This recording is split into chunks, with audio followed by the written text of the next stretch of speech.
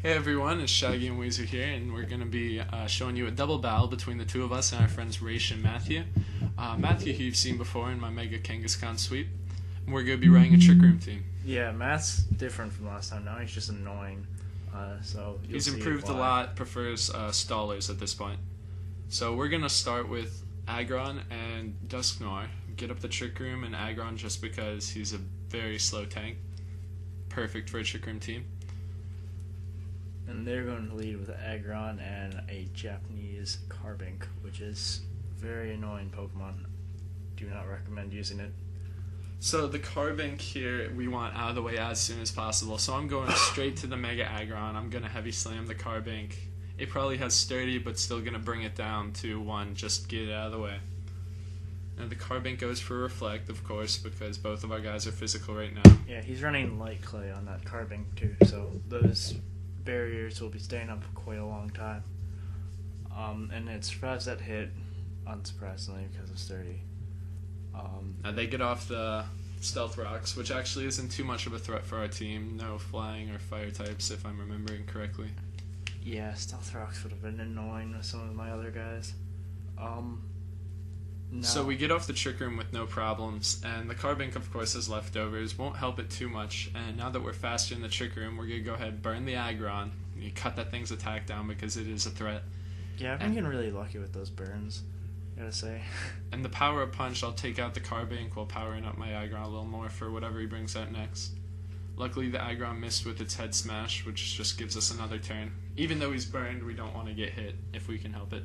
Yeah, and then comes this Tropius, and Tropius is extremely bulky for no apparent reason.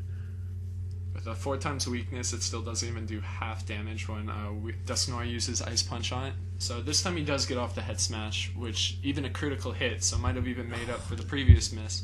Yeah, that was such an insane attack. I did not like that. But I was glad we got it killed.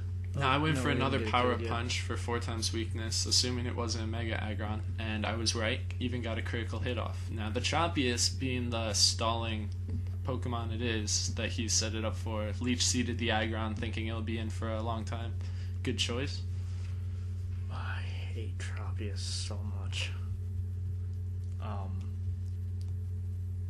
Now the Tropius has gotten the Leech Seed off, as well as his Aggron still has leftovers. It seems like pretty much all of the guys on this other team we're facing today have leftovers, but I feel bad for that Aggron because we just let it burn to death at that point, and burning Pokemon to death was quite an awful thing. now he brings out Garchomp, goes straight for the Mega, and because we have the Trick Room up, we can burn him too, right off the bat. Again, lucky not a single Will-O-Wisp has missed thus far. It's insane, those Will-O-Wisps. Now, I have nothing really I can do, so I'm just going to try to get rid of this Tropius with Heavy Slam. Nothing super effective, but he's heavy. And he has a Citrus Berry, which we thought was a Lumberry because he told us beforehand that he had one. So that's why I didn't go for the burn or anything on it. So moral of the story, do not trust anyone, kids. So this Tropius has a Citrus Berry. We could burn it if we wanted to now because we know it's not running a Rest Lumberry set. Yeah, I actually thought about going for the burn there, but seeing that I just barely survived the crunch made me consider just getting off that one more fast attack on the Mega Garchomp. And then the Leech Seed brings him down to 1 HP, so he just barely made off there. Yeah, this It's is perfect. Get off one more move before the Dusknoir's out of there. Yeah, a leftover defensive core is always a good thing to have on your team. Otherwise, you will be dying very quickly. I go for the Ice Punch because it's 4 times effective against him. And Fun fact, everything they have on their team right now is 4 times weak to Ice. Yeah, except for that Tropius, it's still going to take it, so I went for the Garchomp. Mostly because it's a Mega, too. Still with nothing to do, I went for a Heavy Slam, and now the Tropius is going to roost. It's not running the rest set, so it's roosting instead. So now it's the worst Pokemon ever in this battle. Very annoying, and avoids the Earthquake quite nicely. Now that's it for Dusknoir, but the Aggron takes it really well, even though it was a critical hit. If it wasn't a crit, the Aggron probably would have still had at least 3/4 health, surprisingly. Got the crit. I like how Tropius is looking in the new generation. Looks really cool. And then I like Garchomp's new form. Definitely looks like a Kaiju from that what was it called?